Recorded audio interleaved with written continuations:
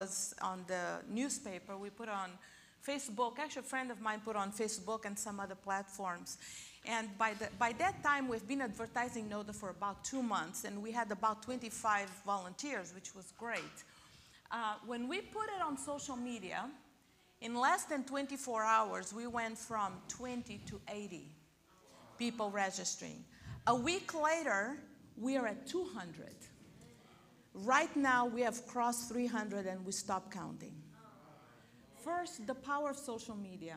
Second, I told my husband, you know what, we listen to a lot of stuff on the news, but there's more good in this world than evil, because people willing to give up their time to sit with somebody that is dying.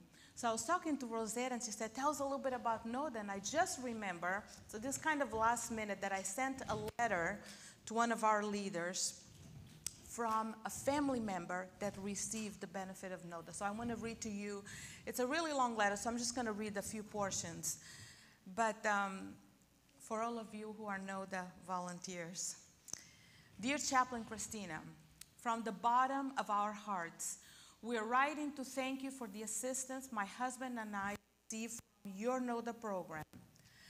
After 5 days of constant vigil with our loved one, and I'm going to say P, I won't use her name, P, we were at a point of physical and emotional exhaustion when a nurse at the hospital told us about NODA. But our fear of leaving our loved one and she possibly dying alone was unbearable. Our nurse reassures that somebody will be with her the entire time we were away. However, because of our many previous experience with P under various cares, we are hesitant to leave her with strangers. Our physical and mental exhaustion left us with no options. I had 17 hours of sleep in 5 days. My husband and I agreed to a 4-hour respite so we could go home and shower and eat. Upon leaving, we were anxious. But upon returning and reading the NODA volunteers' notes, we were touched and reassured. So every time we have a volunteer, they write a journal of what happened during that time, what they did, what they read, everything. The note left in the journal did not only recount the hours while we're gone, but the tone was filled with love and compassion. We were overwhelmed with gratitude.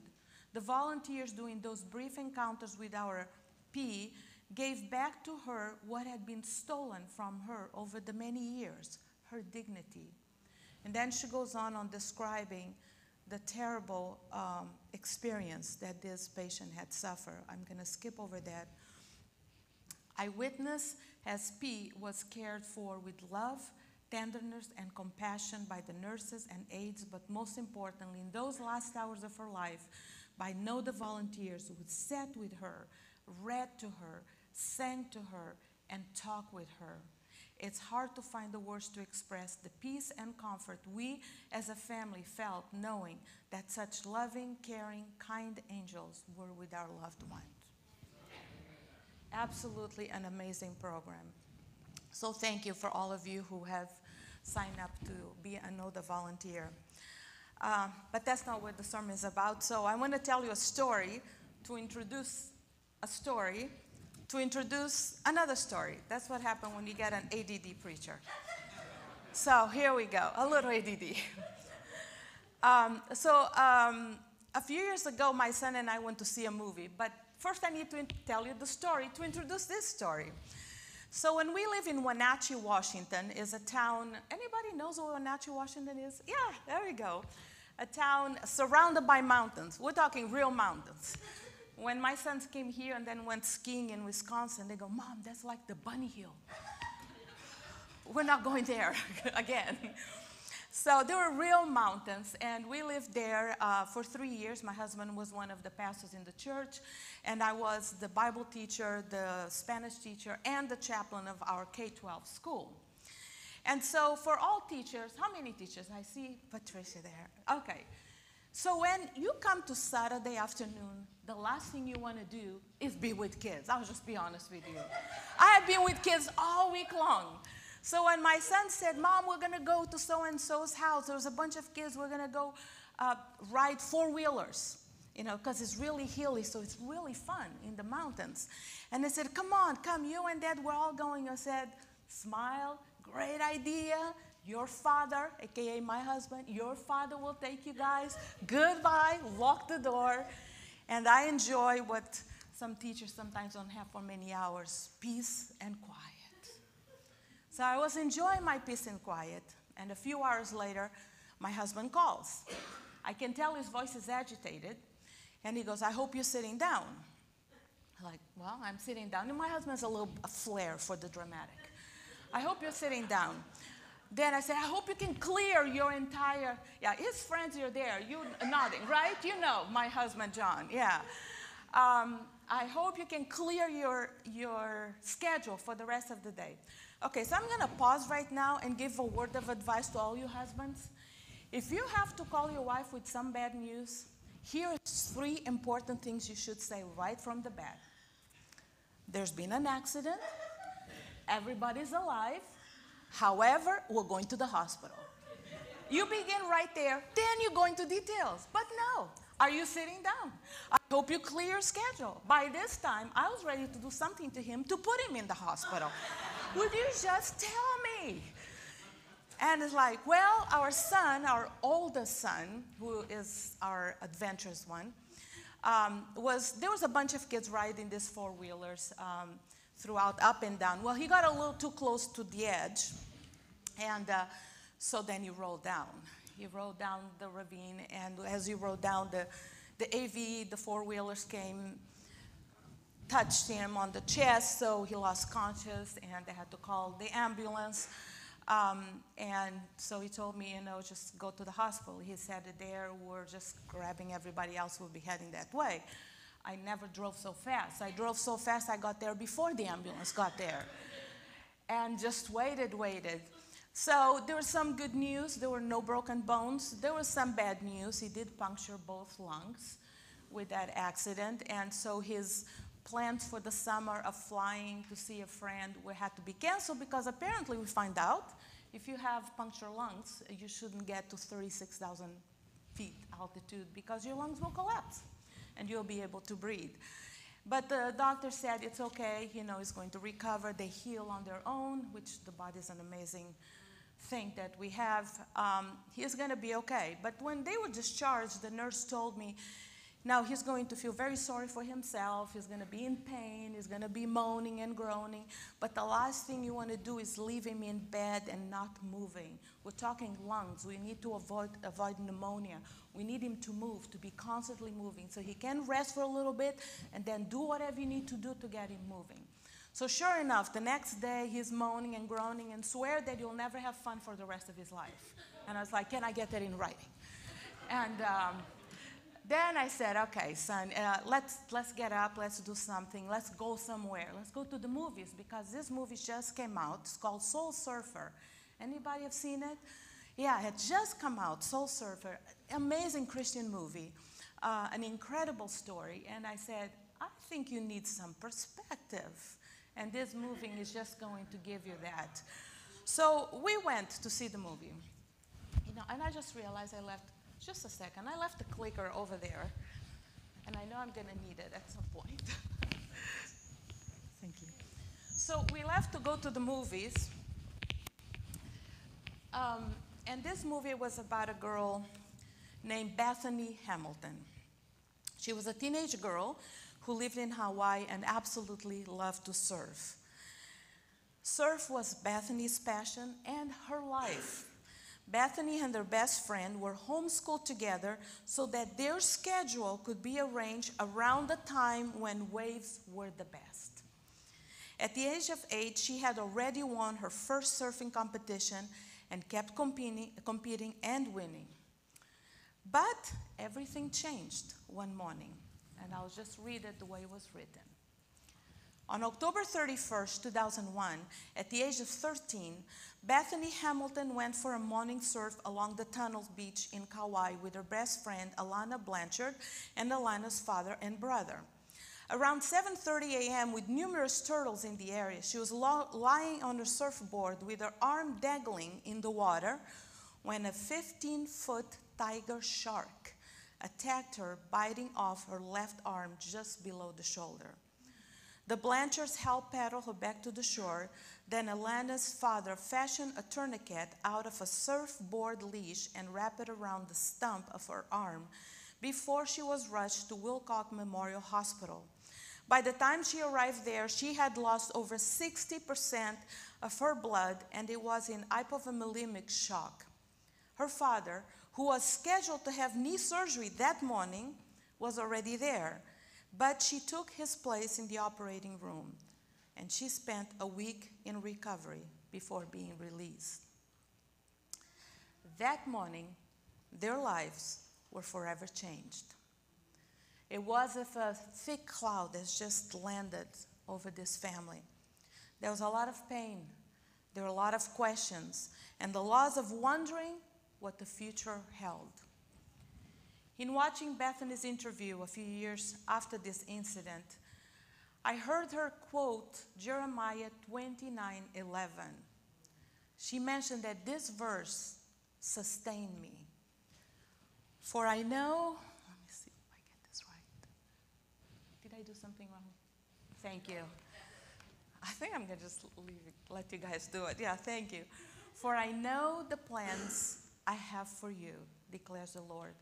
Plans to prosper you and not harm you. Plans to give you hope and the future.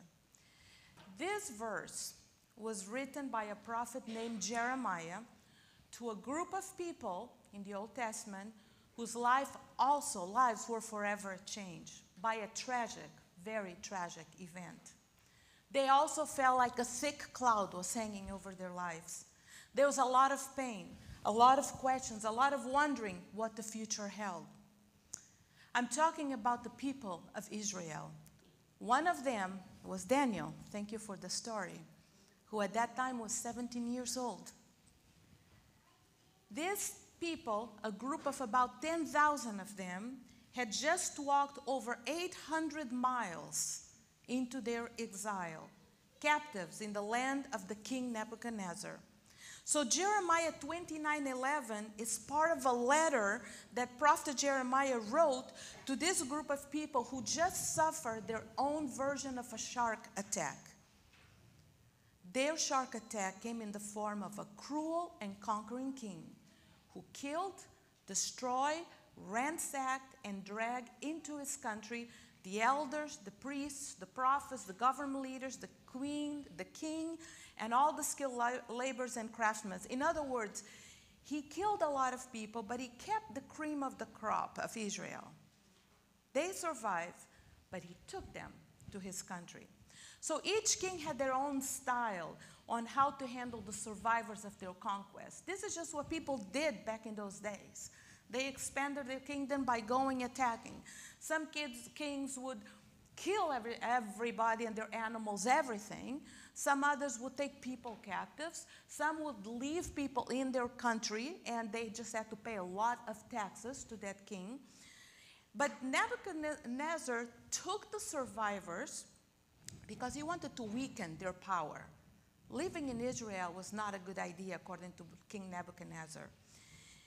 He wanted to decentralize the political power of Israel by taking the political and the religious leaders and the nobility.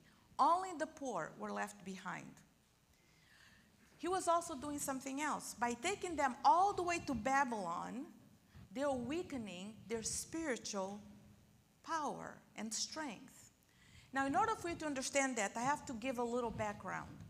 So, back in those days, spirituality was quite geographic. So we'll start, people believe in gods and goddesses that protect them and guide them, and that if they couldn't explain a force of nature, then they worship that as a god.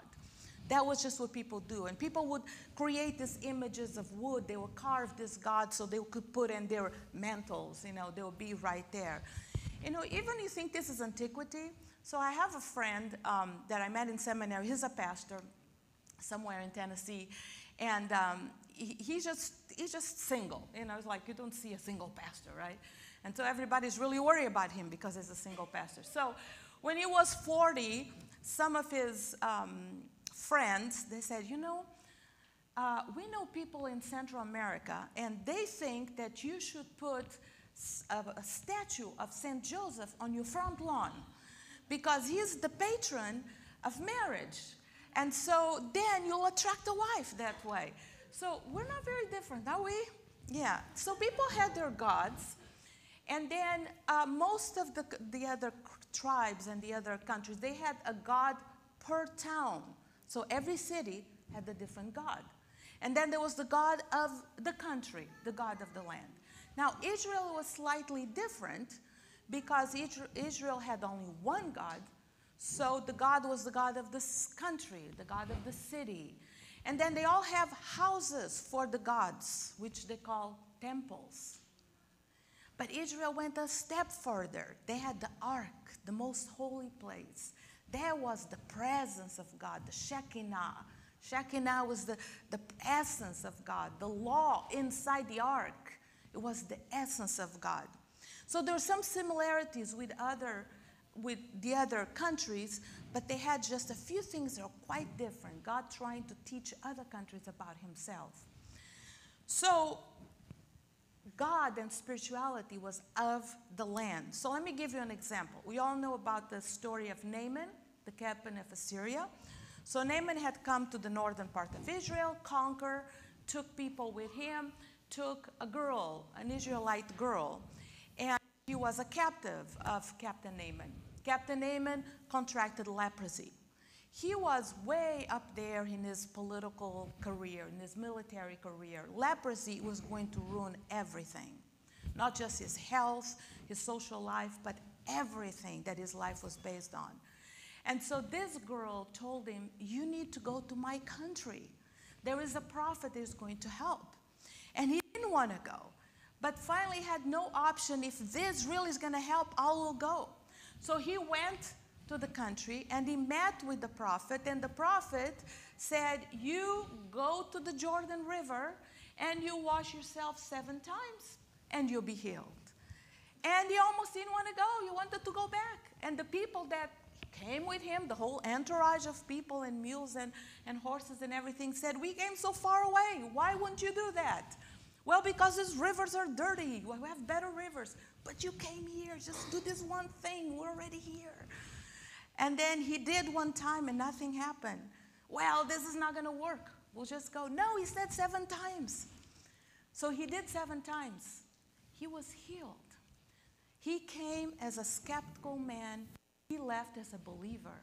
The Bible says that he decided on that moment that he would only worship Yahweh. But here's a detail in the story that if you didn't miss it, you might not have understood it. He packed bags full of dirt. Anybody remembers reading that in the Bible? Yeah. He packed bags full of dirt, as many mules as they could carry all this dirt, and he took it with him. Do you realize now why? Because the God of Yahweh that he decided to worship is the God of the land where he was, not of Assyria. There was no way he could worship Yahweh in Assyria because Assyria had their own God. And this God was only here in this country.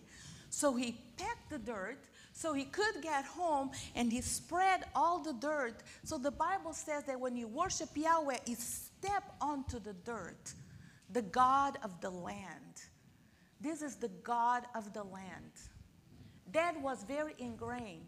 So now that you understand this, think what it means for these people to be taken to Babylon. Is Yahweh going to be with us? Yahweh is leaving behind. Not only destroying everything, we have nothing. We don't even have our God. To make matters worse, he destroyed the city of God. He destroyed Jerusalem. To make it worse, he destroyed the temple, the house of God. To make even worse, he took the ark. And that was the last time they saw the ark, never to be found again. So this was the worst time for this group of people. The amount of loss they were experiencing was tremendous. Not only they've spent months and months walking those 800 miles, but what about what was going inside their hearts and their souls? This created a spiritual dislocation. When I look at this story, sometimes it's easy to dismiss a story because we say, well, they deserve it. You know, they start worshiping other gods. They rejected Yahweh. They were doing horrible things that other countries were doing, that God said never to do it. So they deserve it. But I want to believe that in that group, there are a lot of innocent people. Daniel was there, a faithful believer. So today I want to talk about the innocent people that were there. They were victims of the brutality of Nebuchadnezzar.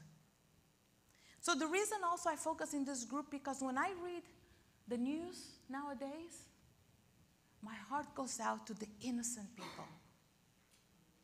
The young girl that gets kidnapped by a guy. By the suicide bombers that go into a marketplace and people die. By the senseless murders that happen in Chicago. And we can bring it closer to our lives. The vegan that gets cancer, the person that does everything to be healthy. The jogger that jogged all his life and drops dead of a heart attack, leaving young people behind. I knew this person. Or the dedicated mother and father whose family falls apart. Or the hard worker who worked all their lives for a company only to find that his or her name was on the layoff list. Innocent victims are everywhere, in our homes, in our neighborhoods, in our church. So today my thoughts are toward the men and women, the children, the teenagers, the faithful followers of Yahweh who managed to survive the siege and the attack, but now find themselves forced refugees, captives in a foreign land, the land of their enemies. So I want to know about their fears, their questions, their struggles, and why did Jeremiah wrote this letter to them. These words were part of a long letter. We tend to bring that out and use it at graduations and use it at weddings as some sign of prosperity. And when they heard it, there was a lot of pain. They did not quite hear the way we're hearing it today. It was part of a letter. So I want to talk about the letter. So when humans are faced with very difficult situations or tragic events, there are about 4 questions we tend to ask. And I believe that Jeremiah's letter is attempting to answer those 4 questions. So maybe the first question, what is the first question that everybody asks when there's a tragic loss, when there's tragic news, whatever it is that brings you pain? The first question, why? That's exactly what I had here. First question, why? Maybe some of the leaders knew why. But those faithful ones are still wondering why. For them, there were not any good answers or satisfying answers. And the ultimate answer to why innocent people suffer is still a mystery. And when we attempt to respond and to answer those questions, we walk into dangerous territory. Why young, innocent people suffer is still a mystery. Lots of books have been written. Lots of theologians have pondered and searched. I hear that question all the time, mostly sometimes from young mothers, when their teenage child was in the wrong place at the wrong time, when was victim of a crazy game that went wrong, and they're there on life support. And all I hear is, they're such good kids. Why? I don't have any good answers. And then I don't attempt to find one. In those moments, you hug somebody and you cry with them. Because that's all they need. The second question we ask, where is God in all of this? Where is God in all of this? Did God stay in Jerusalem? Let's go back to the people of Israel. Remember, it was a God of the land of Judah. There's no way he's going to be in the land of our enemies. Could this God travel to enemy land? Could this God live outside his house, the temple? We believe in the Holy Spirit. We have a different concept, but they didn't. Their box of spirituality was very well defined, and it does not look like ours at all. So the people of Israel had to redefine their concept of God and spirituality. This God was not confined by the geographic boundaries or their own thinking box. And that's why now I want to show you the next slide.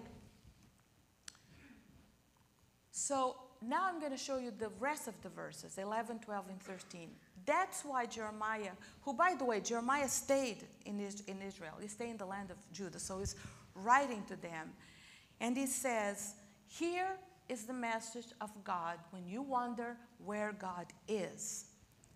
I have it all. Now I'm reading from the Message. I've been going back and forth from the NIV and the Message just to give you a little refresher, because sometimes we get set in hearing the things the same way. I have it all planned out for you. Plans to take care of you, not to abandon you. Plans to give you the future you hope for. And when you call on me, when you come and pray to me, I will listen. When you come looking for me, you will find me. So where was God? Right there, in the middle of it. In the middle of their suffering, their fears, their anxieties, their pain, their dislocation, waiting for the fog to clear so they actually could see him. Waiting for that little box to expand so they could see him, that God is not limited by the country boundaries. So God, whose house was destroyed, now they need to understand he was ready to live in their hearts. And what does the New Testament call us? The temple of God. What does the New Testament say the church is? The temple of God. He does not need Nebuchadnezzar destroy that temple. It's all right. Go right ahead. I have a new temple now. And that's what Jeremiah was trying to help them understand. Do not grieve no more. God is in your heart. You are the new temple. And the God that was in a land, he's moving to another land. As a matter of fact, God is the God of the entire planet, which was the message that God was trying to give to Abraham to begin with. I am here. I chose you, a small group, to bless the whole world, all people. And the law that was in the ark that is now gone, what does the Bible say? I will write the law in their hearts.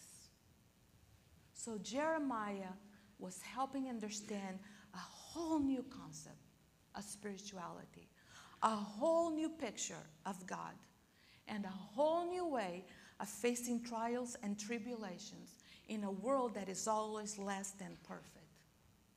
Always less than perfect. So Nebuchadnezzar destroyed the temple, but it was the exile that shattered their small box that contained their very small and limited God. So I want to share with you just a quote I read in a book, What is the Bible, by Pastor Bell. He says, let me tell you a little bit about disruption. It is disruptions that are often the catalysts for our growth.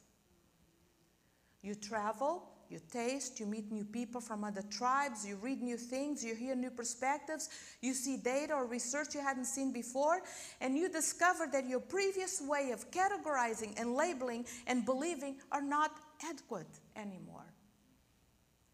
You have a choice in the moment. You either ignore or deny or minimize your experience, or you open yourself up to the very real pain of leaving that way of understanding behind.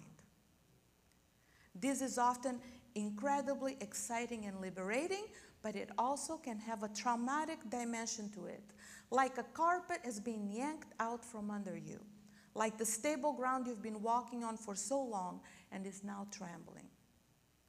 Disruptions are often the catalyst for our own growth. So the first question is why. The second, where is God in all this? We have 2 more questions left. The next one is, how long? How long am I going to be suffering? How long is this going to hurt? We had a lady that lost her husband more than a year ago. And just a few months ago, somebody came into my office and said, can you please go to the chapel? There's a lady there just crying and crying and crying. She came for just a simple test, but she didn't even go to the test. She went into the chapel and just started crying. So I said, I'll go and see her. And I recognized her immediately because a year ago, her husband had died in the ICU. And if all of you read the Lake Union, Carol, you might have read the story about the 50th anniversary celebration that we did in our hospital in the ICU. This was the wife. So just to summarize, they had come a year ago.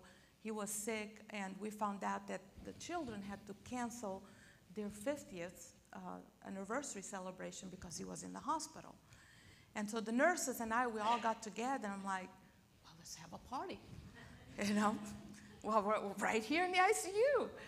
And this team of nurses and people from the kitchen, they came together, and it was amazing. The kitchen prepared something that you only find in a catering, fancy catering business. They had two carts full of stuff, but they put tablecloths. They were draped just right with flowers, with plastic champagne glasses. We didn't have champagne, but we had other non-alcoholic drinks, with a cake that said their names, with trays of food. Then I went to the party store and discovered that they sell decoration kits for a 50th anniversary. So I bought that, and we decorated the entire room. We found a veil to put on her and flowers, and we found out that they had a favorite song. Their song was, "Tonight I Celebrate My Love for You." And if you recognize that song, then you are over 50. If you don't, yeah, you're younger. So we found it on the YouTube, and we connected with it a little speaker. And we told that it was a surprise for them. We told their family to come. And it was flu season. And we had to have permission for the kids to come because kids are not allowed in ICU during flu season. And we asked the children to bring pictures of their wedding and their life. So we created big poster boards with all their pictures, and the room was amazing. Amazing. And so finally, we had all the nurses, and some of our chief nursing officer came, and we played the music, and we all kind of processed into the room with the food and the veil, and there was not a dry eye. And we had a little renewal of vows. And we sang Amazing Grace, and we prayed for them, and then we gave them time to share the happy memories of their life together for the children. And what we did not know is that day was the last day of his life. We did not know. And so a year later, this woman is in the chapel crying. I recognize her, and she says, I haven't stopped crying. It's been a year. How long? How much long is going to be? When you're in suffering, you ask, how long? Now this question, Jeremiah had to address it. And he had to address it very directly because there was one prophet that Jeremiah said, false prophet, so pay attention or pay no attention to what it says. Because that false prophet predicted that you guys are going to be here for 2 years, and then you're all going to go back. Now, 2 years, you can put up with anything in 2 years. You can put up with the foreign gods, the enemies' hate, their own hate for the enemies, their distance from home, their temple. You can hang on false hope. You can hang on for 2 years. You know, this 2 years is very crucial because John and I have moved a lot. We've been in Virginia, Florida, Tennessee, California, Washington, now in Illinois. And he is more, you know, he moves, no problem. But I put roots, and then when we move, I resent it. And my first 2 years are painful. I miss my friends, I miss my routine, I miss everyone. And then everybody in their new land that we go starts kind of resenting me because I'm comparing everything to the previous place. Am I the only one doing that? Well, when I was there, we did it this way, or when there. It's just my own way of dealing with this is uncomfortable. So the first 2 years, you know, I came here and I'm driving to take my son. First we came from a small town and now I'm here. It takes 30 minutes 45 minutes to take him to HAA. Okay, our town in Wenatchee would take 15 minutes from one edge of town to the other. 45 minutes to take him to school. And then I'm trying to listen to not the weather, well, the weather, that's another thing, but to the traffic report so I know where to go. And I know that there's a 355 and a 55 and a 90 and an 80. But when I listen to report, you all know, there's no numbers. They talk like what are some of the Eisenhower, the Yike or Ike or Eek, I don't know. I'm like, I went home, it's like, you guys are crazy. You name your highways. We name pets, not highways. You know, when I go and I see the signs, there is no name. How I know which one is which? I said, well, they just know. Oh, you guys are very friendly to all new people that come to your town. You know, you just know. I was so mad. I just remember, like, you take our son to school. I'm done with it. I was so frustrated. It's like, it's traffic everywhere. It takes forever to go anywhere. And I just struggled 2 years. But, you know, after 2 years, I learned that there's such thing as, like, books on tape. Well, actually, it's more on CD or in your phone. And so I discovered some good books. And actually, sometimes I drive slowly because I want to hear the end of that chapter. And I still don't know the names, and I refuse to learn them. That's just by principle. That's it. I give up. I tried, I give up. You know, I learned, now I'm like a Chicagoan. You know, I know that Cubs used to be losers, but now they're champions. Blackhawks used to be champions, now they're losers.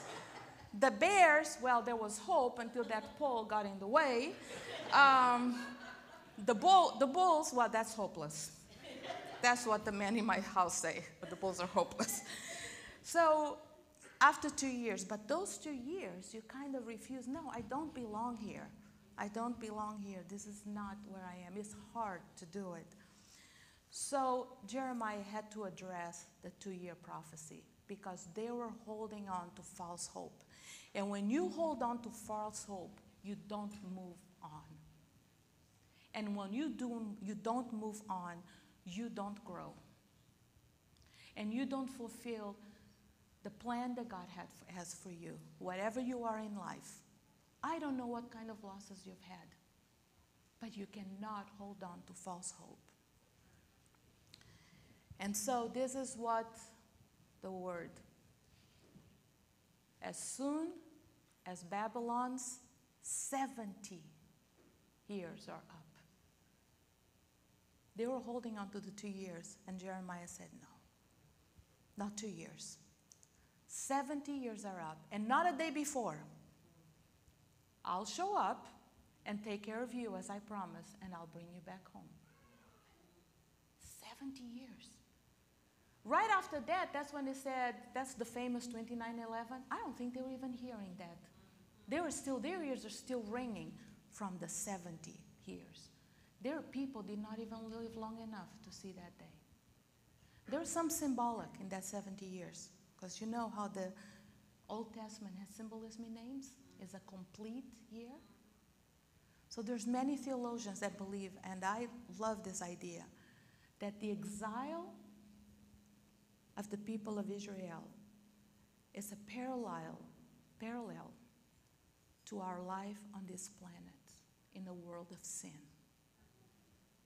We live in the exile.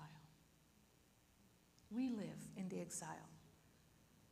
And God says when the 70 years, basically when the time is completed, 7 is a number of completion. When the time is completed, I will come back and I will take you home. So when people tell me, how long? I so wish to tell them in the hospital that it's going to be quick. It's going to be all right. You're going to be all right. But my training tells me otherwise. I can't. And I tell them that it's going to be long when somebody just lost their, when somebody is 15 and their mother was shot in the head. And I say it's going to be long, and it's going to hurt, and it's going to be difficult. And you need to surround yourself with people that love you. And you need to go to support groups, and you need to find help. But you are going to be okay. There's going to be a new normal. Eventually, little by little, there will be a new reality. You will never be the same, I can tell you that. You cannot go back. You go forward with God's strength, and you create a new reality, and you're going to grow. You will be okay. And I think that's what Jeremiah was trying to tell them. It's going to be long. It's going to be hard, but it's going to be okay. And the last question that I hear, first is why, then is where is God, and then I already forgot how long. And then I heard this one time through a lot of pain in her voice. What am I supposed to do now? What I'm supposed to do now? This happened. I was on call one Saturday morning, and they called me because this young mom, she was maybe 30, she was fine in the morning. She had taken her son to a doctor's appointment, and she collapsed. Everything was fine, no signs of anything. By that night, she was dying. And there were two young kids right next to her, holding her hand and saying, "Mom, please don't go." Her sister was there. And her sister said, "She raised me." There were a lot of issues with the parents. And her sister said, "She was my rock. She raised me." And she was so distressed. She eventually was throwing up. And she was almost on the floor. And I had to just hold her. And she said, "How am I going to go on? She cannot go." And I grabbed her by the shoulders. And I said, "Look at me right now. This is how you're going to go on. One step at a time. You put one foot in the front of the other. You live one moment at a time. You give to her children what she gave to you. What do? You're going to live life. Don't forget that." So here's what Jeremiah says to the people of Israel that is in exile. If you can go to the next one. So what are we supposed to do in exile? And he says, build houses. Make yourselves at home. Put in gardens. Eat what grows in that country. Marry. Have children. Encourage your children to marry and have children so that you thrive in that country, not waste away. Next slide. Make yourselves at home there and work for the country's welfare. We'll talk about the enemies. Pray for Babylon's well-being. Now, that in between parentheses, I added, that is not in the Bible. Your enemies, mind you. Pray for your enemies. If things go well for Babylon, things will go well for you. So he's saying, live your lives one day at a time. Put down roots in your new reality. Go to work. Turn your houses into homes. Love your family. Raise children. Go to family and friends gatherings. Go to birthday parties. Love your neighbor, even the ones that are different from you, that you may not even like. Pray for those who are the cause of your suffering. Pray for those who are the cause of your suffering and make their lives better. I would have a cow if I heard that. Have you ever been there? I have been there. When somebody has hurt me, you're kidding me? And yet, I found myself captive of my own resentment. Who said that? I think it was Oprah Winfrey that said, resentment is drinking cyanide and wait for the other person to die. Right? Right? So he wants them to be free. And he knows how our soul works. God gave him those words. Pray for the ones that gave you suffering. Pray that their lives are better. Basically, create a community where you are. Bloom where you're planted. And worship this new God that you're becoming to understand like you've never worshiped before. Build your lives. So sometimes, and this is January, everything feels heavy and everything is hard. We don't see the sun, and any kind of suffering just gets worse. But live your lives. Put one foot in front of the other. Love your families. Create homes. Create communities. Because the world around is watching us, the Christians, who know this God, and they need to know who this God is. Why are lives different? It's because of the God we worship. So shark attacks and Nebuchadnezzars are going to come into your lives in many different shapes and forms. And maybe you're facing one right now. Maybe your shark attack or Nebuchadnezzar is in your family life. Maybe there's some real struggles right now in relationships with your family members. Or maybe it's in finances. There's some unexpected events that is putting the financial demand above the financial resources that are available. Or maybe it's health. Their illness to you or to your family members or people that you love that are outside your control, in spite of how healthy you live. Or maybe it's at work, because there are plenty of events in our economy that are constantly threaten our job securities. Companies are constantly changing and constantly adapting. And other challenge, whatever it is that you might be facing at work. So when we get attacked by those kind of sharks or Nebuchadnezzars, what are we to do? Well, let me tell you what Bethany Hamilton did. I want to circle back to that first story. The surfer in Hawaii, she lost an arm to a tiger shark. And yes, she cried. And yes, she got angry. And yes, she questioned God. And she grieved what she had lost. But it came one time when she made a decision that the shark would not define her life any longer. Instead, a Bible verse from the Old Testament written to a people in exile provided the strength that she needed at that moment. For I know, if you can put that slide again, for I know, no, go back. All right, for I know the plans, well, that's in the message. I know the plans I have for you, plans to prosper you, not to harm you, to give you hope in the future. And she began to live again. She learned how to get dressed with one arm. She learned how to cook breakfast for her family with one arm. If you saw the movie, you probably remember sitting on the floor, holding an orange with her 2 feet, and using the one arm with a knife and cutting oranges. She got very creative. She learned how to surf again because the shark took her arm, but she made sure that that was all that the shark took. One arm.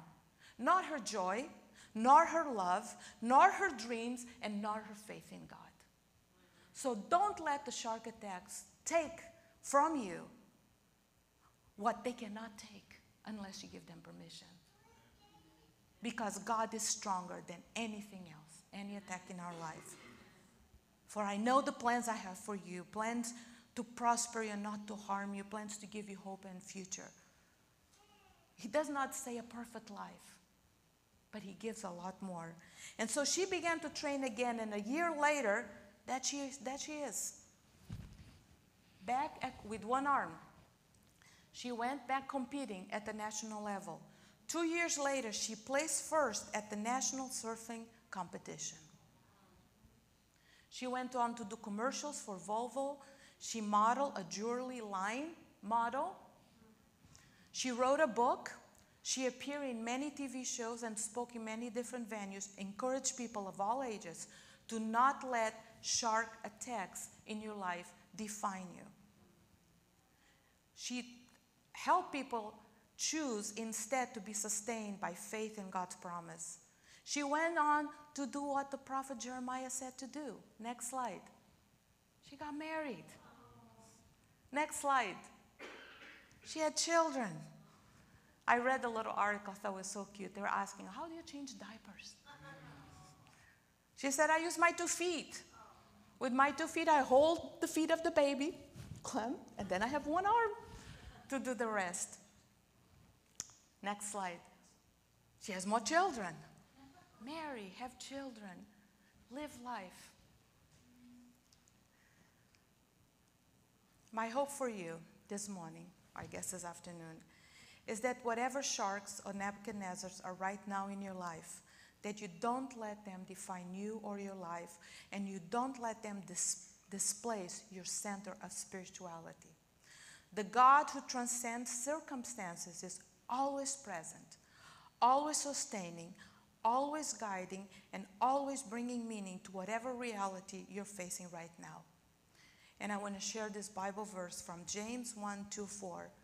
Consider a sheer gift, friends, when tests and challenges come at you from all sides. You know that under pressure, your faith life is forced into the open and shows its true colors. So don't try to get out of anything prematurely. Let it do its work so you become mature and well-developed, not deficient in any way. One of the sayings that we have in chaplaincy is that only grief can heal grief. It's the feeling of pain that will eventually take the pain away. I know the plans I have for you. Plans to prosper you and not to harm you. Plans to give you hope and a future. Thank you.